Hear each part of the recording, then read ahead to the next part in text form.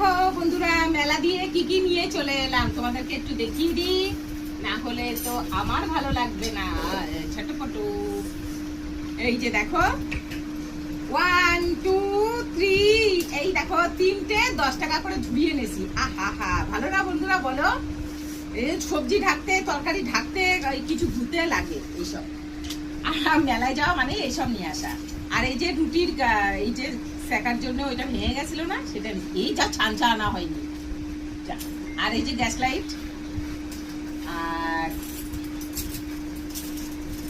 সবকিছু হাতে খাই। চামচ আজকে নিয়ে আসবো, কালকে হারিয়ে যাবে, কোথায় ফেলে দেবো কে জানে চামচ।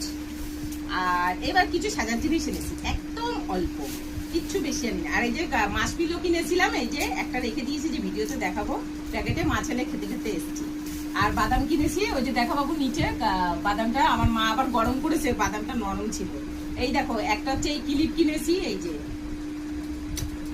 এই ক্লিপ কেমন হয়েছে তোমরা জানিও ক্লিপটা। আর হচ্ছে এই যে ছেলে দুটো চাবি রিং পছন্দ করেছে, এই যে দুটো চাবি রিং নিয়ে নিলাম, কেমন হয়েছে তোমরা জানিও। এই দেখো কানের দুল নিয়েছি একটা, বেশি নিই সব একটা। এই যে এই গলার হার একটা নিয়ে নিয়েছি,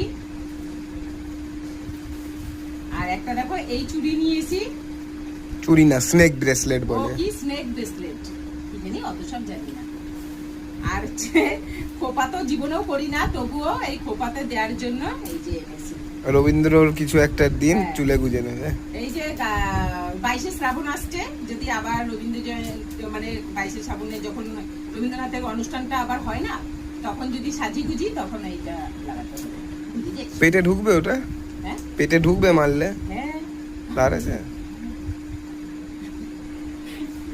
হয়ে গেল সবকিছু দেখানো, টাটা।